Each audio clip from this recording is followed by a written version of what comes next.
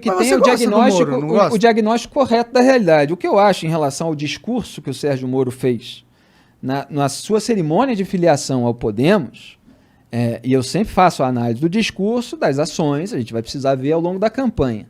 Mas o discurso é o diagnóstico correto. Quer dizer, eu estou falando tudo aquilo que ele falou no meu trabalho a cada dia. Cada etapa dessa que eu falei de sabotagem do combate à corrupção, ela está sintetizada ali naquele discurso, que obviamente é um discurso mais simples para todo mundo compreender, inicial, a campanha ainda vai desdobrar isso, mas está correto. Você tem ali pontos em comum entre o lulismo e o bolsonarismo. Que você acha? Tem a questão do populismo, do nós contra eles, os dois recorrem a isso.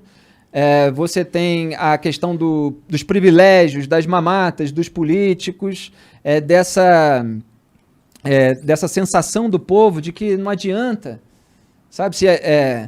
A gente às vezes tem a sensação de que a luta é inútil, porque eles vão e vencem e conseguem. Eu tenho a sensação que a luta é inútil. Eu também tenho. Pois é, e tudo isso está lá no discurso, ele falou. Então, assim, o que ele falou é a realidade. E aí ele se expandiu no sentido de abordar pautas para além do combate à corrupção, porque era aquilo que estava dentro da trajetória dele, e mesmo nesse ponto, que ele obviamente vai medir em cada quesito o que ele vai fazer ou não, e a gente vai precisar avaliar o que está correto, o que está errado, mas ele apontou ali a necessidade de reformas, tudo isso, que no fundo é claro que tem alguma coisa diferente ali naquele discurso, mas você tem uma série de causas que estavam presentes ali naqueles atos de comoção nacional de 2018, mas que não tiveram a sua consequência prática. Quer dizer, não foram implementados. Então você tem bandeiras que foram carregadas, que foram defendidas, mas que não foram aplicadas.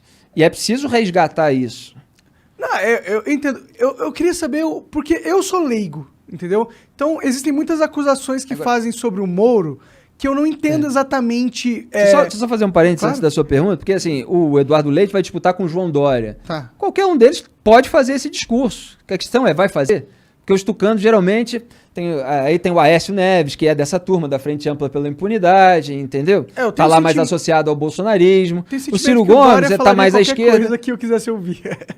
O Ciro Gomes tá mais à esquerda, sempre foi estatizante, aliás, como o próprio Jair Bolsonaro, embora eles finjam que são muito diferentes.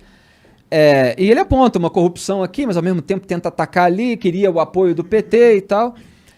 Então quem vai dar esse discurso? Está aberto aí para o Luiz Henrique Mandetta, para o Eduardo Leite, para o João Dória, eles podem fazer o diagnóstico correto da realidade. E quem vai decidir, com perdão aqui de me estender, eu posso voltar à sua pergunta sem problema nenhum, quem vai decidir até o começo ali de 2022, começo não, até o meio, né? Virada do primeiro semestre para o segundo a gente já vai ter uma noção, mas ali em julho que deve ser decidido pelo povo, por meio das pesquisas, quem é o candidato da terceira via que está melhor. Se eles estiverem embolados, pode ser que eles fiquem até o final. Se tiver um muito destacado, pode ser que alguém desista, apoie e tal. Mas assim, acho que o povo é que vai acabar definindo isso. Entendeu? Como deve ser. Mas, e o que você... Porque eu quero entender, até pra se alguém vier falar mal do Moro, eu tenho algum argumento. Por exemplo, eles falam que o Moro foi... não agiu corretamente quando estava no papel de juiz, porque ele coordenou com os promotores, coisa que um juiz não deve fazer. Tudo que eles não falam sobre o Gilmar Mendes, que essa semana mesmo estava ali Mas e o Moro, ele em fez contato isso com mesmo? o Arthur Lira. Não, eu posso falar, não tem problema nenhum. Primeiro, obviamente, você tem da parte daqueles que são defensores dos políticos que foram alvejados a tentativa de mudar o foco da questão dos crimes que eles cometeram e que foram descobertos para o que os investigadores e o juiz fizeram, né?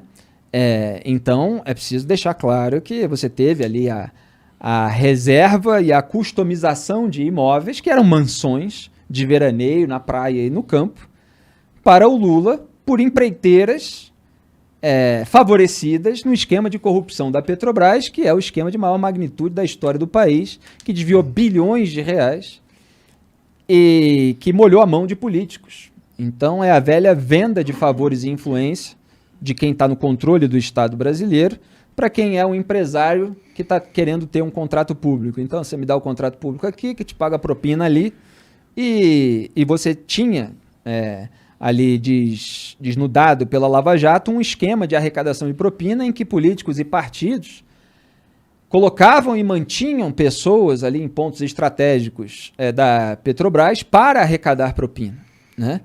E você tinha esse suborno que era aceito por determinadas pessoas desse esquema para levar uma vida de mordomia, de luxo e tal.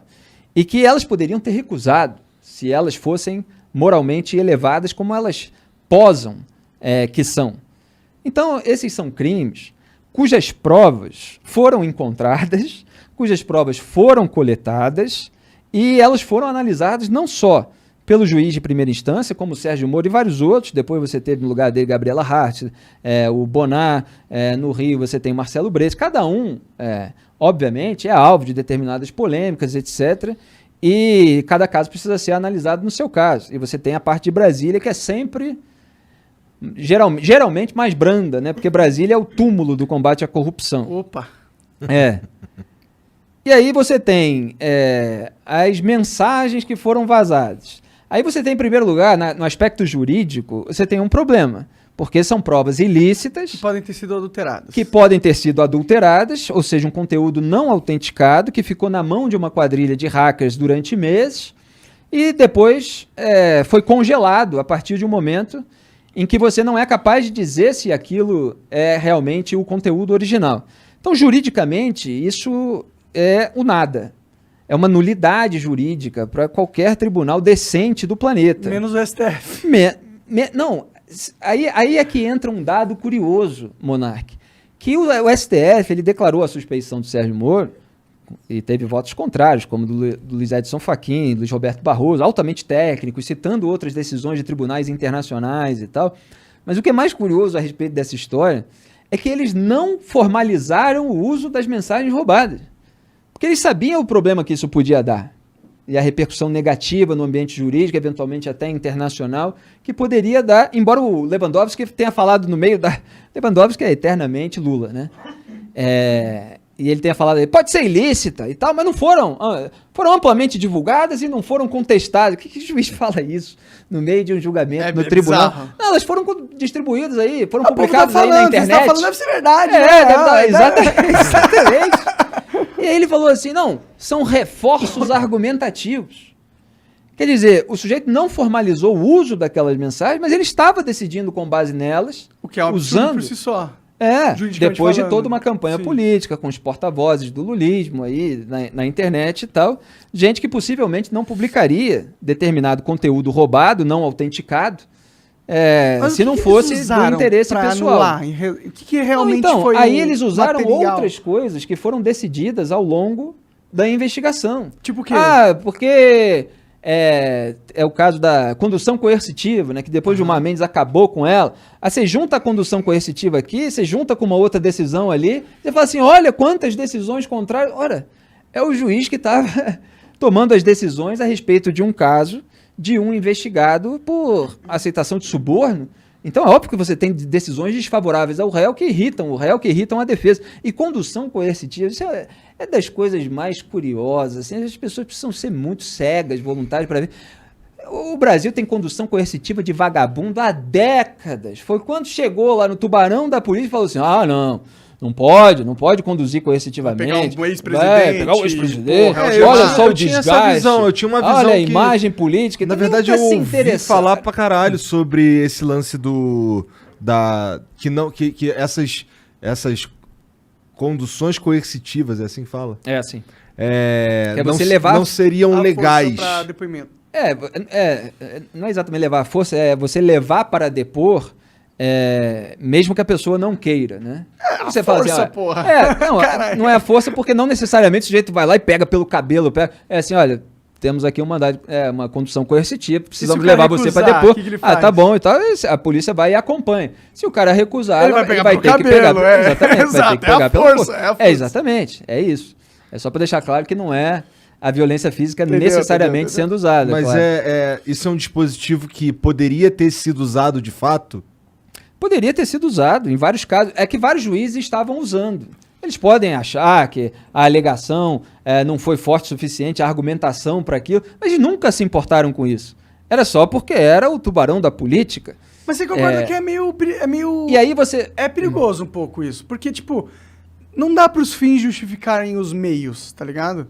Tipo, eu entendo que o Lula é um filho da... Eu acho que ele é um cara desonesto, entendeu? Mas não justifica a gente quebrar leis do direitos e garantias de todo mundo pra pegar um filho da puta. Mas é que essas leis, elas não foram quebradas nesse caso. Era um instrumento que estava sendo usado esse negócio em do cara diversos casos. Auxiliar o promotor e direcionar o promotor pra ele acusar de um jeito que pra ele seria mais fácil julgar o cara culpado. Isso não é um problema? Pra mim parece um pouco um problema. Aí a gente continua aqui no raciocínio. No caso do Lula, você teve as provas. Assim como no caso do Flávio Bolsonaro, eu estava explicando. Então você teve a coleta de provas. Ela resultou numa decisão do então juiz de primeira instância, Sérgio Moro. Uma decisão que foi mantida no Tribunal Regional Federal da 4ª Região, TRF4, por 3 julgadores absolutamente independentes, é outro tribunal, com base naquelas provas. E, além do mais, eles aumentaram a pena contra o Lula. Quer dizer, o Sérgio Moro, na verdade, ele foi brando no caso do triplex do Guarujá. Aliás, o TRF4 aumentou também no caso do sítio de Atibaia. Sim. O sítio de Atibaia, o Lula foi mais de 111 vezes, né? 111 ficou o número conhecido porque era a quantidade de vezes que eles monitoraram os agentes de segurança do Lula e tal, que estavam lá naquele momento. Então ele usufruiu uma mansão customizada pelas empreiteiras do Petrolão. E isso ele poderia ter dito não. Ele poderia ter dito não até a visitar o triplex, que ele tem a foto lá dele com o Léo Pinheiro, com o empreiteiro da Petrobras, uma empresa que está com contrato público com o governo do grupo político dele. E o sujeito está lá visitando um apartamento para uso pessoal. Isso já é imoral por si. Sim. Né? Fora, evidentemente, todas as questões criminais que foram apontadas. Agora... o que é o ponto aí é porque, assim, se a gente vai direto para esse assunto, né, a gente cai na tentativa de apontar como criminoso aqui e aqueles criminosos sobre os quais houve provas, eles ficam esquecidos em relação aos crimes que cometeram. Então você teve a revelação aí dessas mensagens, etc. Só que mesmo essas mensagens atribuídas aos investigadores e ao juiz, elas não revelam nenhuma fabricação de prova ilegal. Você não tem nada disso. E você, como apontaram os ministros Luiz Edson Fachin e Luiz Roberto Barroso, você não tem ali uma intenção e uma ação deliberada para prejudicar alguém com uma manipulação de prova no processo. Mas e aí ele pega o histórico de todas as decisões dos tribunais internacionais para dizer justamente que a suspeição só é declarada quando você tem algo assim nesse sentido. Então eles pegam, geralmente são ilações que eles fazem a partir de um conteúdo não autenticado, que eles dão a interpretação mais negativa possível e tal, para fingir que aquilo adulterou algo no processo e o que o sujeito só foi condenado por causa disso e não pelas provas que foram coletadas independentemente de qualquer coisa. Então, se o sujeito errou, evidentemente você pode encontrar ali zonas cinzentas que demandam uma interpretação e essa interpretação poderia ser feita com base num processo lícito, com base numa autenticação daquele conteúdo para ver qual é a margem e ver o que deve ser feito, não deve ser feito. Agora você também não tem uma lei que proíbe o diálogo, tanto que os ministros incorrem nisso o tempo todo, de maneira igual ou pior, e às vezes a gente tem conteúdos verdadeiros que não estão sob nenhuma falta de autenticação, como o caso do Gilmar Mendes, por exemplo, ligando para um governador lá da região centro-oeste, depois que ele foi alvo de uma operação, falando que loucura isso e tal, não sei o quê. Aí o governador falou, pô, foi uma decisão do Toffoli. Aí, não, vou conversar com o Toffoli, então, vou falar com ele. Você tem a ligação gravada, porque o Aécio Neves era investigado, esse governador era investigado, então o Gilmar caiu na escuta dele. Você tem o caso do Aécio Neves, que era investigado, e aí o Gilmar caiu na escuta do Aécio Neves, e o Aécio Neves pedindo para o Gilmar um favor político, que era para o Gilmar falar com um senador, para o senador votar de acordo com o interesse do Aécio na lei de abuso de autoridade, essa que tem um nome bonito, mas que estava lá justamente para tentar blindar a classe política. Você imagina que é um ministro do Supremo Tribunal Federal agindo politicamente, mas com o peso da caneta, porque é ele que julga os parlamentares. Você imagina que receber Vota daquele jeito e tal, acho melhor e tal, não sei o quê. Você vai ficar assim, melhor tipo, votar, né? Vai que ele abre um processo contra mim aí, porque eu tô com o rabo preso, porque eu sou político, né? Então, quer debater até onde podem ir os julgadores, quais são os limites e tal, vamos debater o Poder Judiciário todo, vamos debater o STJ, por exemplo, que tem filhos de ministros com escritórios de advocacia. E aí o cliente bilionário que tem uma empresa que é alvo de um processo, ele escolhe lá o escritório do filho do ministro, que ele sabe que tem influência sobre a decisão do papai. O filhotismo, como se diz, e tem uma desembargadora que denunciou isso muitas vezes. Então, você tem ali um material que ele carece de autenticação e que pode ter ali uma zona cinzenta, não quer dizer que... Quer dizer, o que eu tô querendo dizer, Monark, só para... Eu entendo o que você tá querendo dizer. Pode falar. Porque a gente precisa contextualizar, porque a desinformação, ela afasta os fatos, né? Então a gente precisa dizer... Eu não tô nem querendo dizer que, pelo que a gente sabe do Moro, o Lula é inocente. Não é isso que eu tô querendo dizer. É totalmente o contrário. Não é o contrário, na real, mas não é isso que eu tô falando. Você vai chegar onde eu vou concluir. Pode falar. O que eu tô falando é que, infelizmente, pela forma com que o Moro conduziu as coisas, deu brecha para ter suspeição sobre o trabalho dele. Aí eu faria um ajuste. Esse tipo de acontecimento, ele pode ter sido usado como mais um recurso para que houvesse a campanha da Frente Ampla pela impunidade. Mas ela existia já desde antes dessas mensagens. Sim, mas todas as articulações ali, né? E tal. Não, pois mas é um ponto supostamente fraco, que nem sequer foi aproveitado formalmente. Mas é óbvio que você dá margem. E, obviamente, ele foi aproveitado de uma maneira geral, se não foi juridicamente, formalmente. Do Intercept aí não tinham talvez conseguido descartar todo o julgamento do Moro, assim como eles fizeram. Serviu para fortalecer toda essa campanha de você varrer a sujeira para debaixo do tapete. E, obviamente, você, diante de uma questão tão sensível, o ideal é você evitar dar qualquer margem para aquelas pessoas que agem dessa maneira. Agora, é que mesmo tendo havido, as provas são verdadeiras, não deveria estar acontecendo a sabotagem e tal, e ninguém precisa compactuar com todas as decisões, compactuar com determinadas conversas, compactuar com qualquer coisa que tenha ali uma zona cinzenta. Quer dizer, você tem... porque assim, Monark, tudo no Brasil, o alvo de uma acusação é sempre muito genérico, né? Então você tem acusação à imprensa, acusação à Lava Jato e tal. E a Lava Jato ela teve uma importância geral de recuperar bilhões de reais roubados. E não quer dizer que não tenha havido erros na investigação. E assim como houve erros, por exemplo, na CPI da pandemia, e foi uma investigação crucial.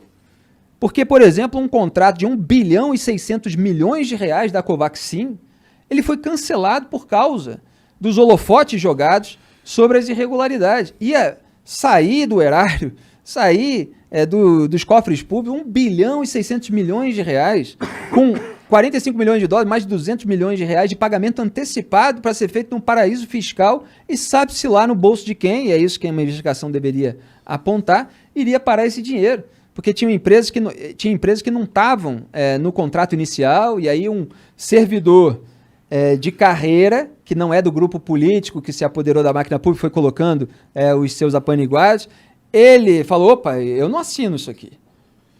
E aí que veio à tona o caso. Foi o Luiz Ricardo Miranda, que é irmão de um deputado, aí levaram para o Bolsonaro disse que ia avisar a polícia, não avisou, falou com o pessoal da própria pasta, que eles tinham tentado contornar, porque todo mundo se tornou suspeito. Então, caralho, que sujeira absurda. É muita sujeira. Até perdi o fio da meada aqui do que a gente estava E o Dallagnol, que agora está virando político, o que você está achando desse movimento? Você acha que é tipo para compor uma base para o Moro vindo presidente? Eu acho que o Deltan Dallagnol, ele pode compor uma base com o Moro, pode ser uma parceria aí, ele pode ter isso em mente e tal, mas acho que independentemente disso, ele sempre se mostrou atravessado por esse ideal de combate à corrupção, etc., e ele sofreu todas as retaliações. Eu entendo, na minha análise, que ele sofre as retaliações pelos seus acertos, não pelos seus erros. Eu lembrei, o fio da meada era justamente isso, né? Sobre os erros e tal. Que erros acontecem durante uma investigação, e esse que é um ponto crucial, em relação ao esquema de uma magnitude imensa. Você imagina que a Odebrecht, por exemplo, me lembra aqui onde é que eu estava, só para eu fazer uma analogia. Ela negou durante meses, não sei se chegou a anos. Eu fiz um monte de textos irônicos em relação às notinhas da Odebrecht. Nego veementemente participação. Aí saía toda semana, negamos. Quer dizer, foi preciso encurralar a empresa, porque o esquema era internacional de lavagem de dinheiro, doleiro e tal. O dinheiro ia para fora, para voltar, para ir para o bolso do político. Então, para você... Os caras eram bons nessa porra, né? E aí teve que ser preso por determinação do Sérgio Moro. O Marcelo Odebrecht, várias vezes estendida a prisão preventiva, aí os ministros supremos não gostam, prisão preventiva, estendida e tal, não sei o quê. Quando é traficante, eles não se importam muito. Mas quando é tubarão da política ou do empresariado, só que, se deixar o cara solto, ele destrói provas, e tinha indício de tentativa de destruição de provas. Tem lá até o caso do cara que acompanhou o Marcelo até o banheiro para ele não se separar do celular, porque senão ele podia ter jogado fora o celular e dali tiraram muitas mensagens. Então você deixa um cara desse solto, ele tem uma fortuna, ele tem poder, ele tem os contatos, ele pode coagir testemunha, pode comprar, pode destruir prova e tal. Então, eu estava voltando aqui, é uma magnitude tão imensa que para você desbaratar isso tudo, você vai cometer erro para um lado, erro para o outro e tal. E quando você sente que o sistema todo está contra você, que as suas ferramentas são muito pequenininhas e tal, que é uma lentidão tremenda. Outra coisa que falam a respeito do caso do Lula é que eles fingem que todas essas mensagens e tal, é tudo sobre o caso do Lula, né?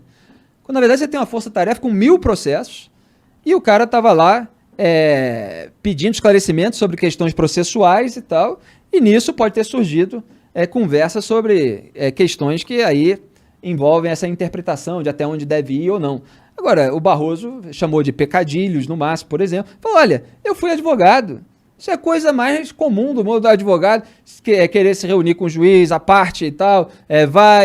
Você vai até certo ponto, teve um juiz aqui que vetou, outro que deixava, não sei o que, faz parte da tradição, não tem uma lei que proíbe exatamente isso.